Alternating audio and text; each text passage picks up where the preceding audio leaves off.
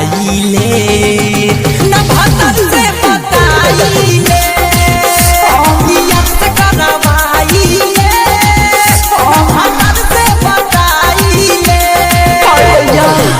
Presented by RRB Music present. DJ Hariom Basantpur.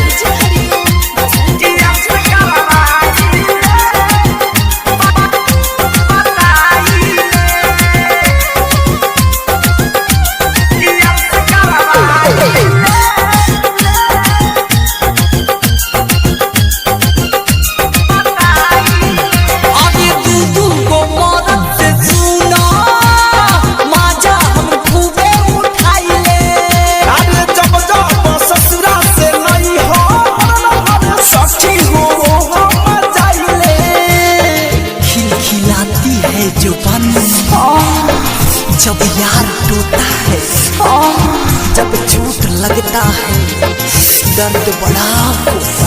Oh my God आज मुझे साटा साटा हमके के करवट हम हाली से हो जाइले न भतर से बताइले यस करवाइले न भतर से बताइले।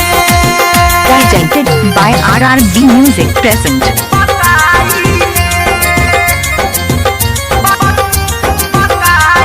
डीजे हरिओम बसंतपुर।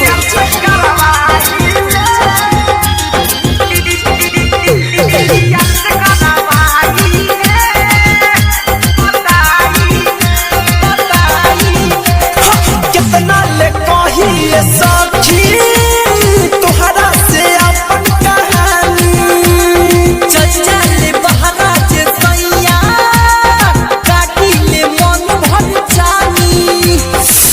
कितना बताऊं धनंजय कितना सताता है मिलता है मजा लेकिन बहुत दुखाता है बहुत दुखाता है। धीरज दीवाना शैलेश करेले रोजाना उठा लाली चुसाइले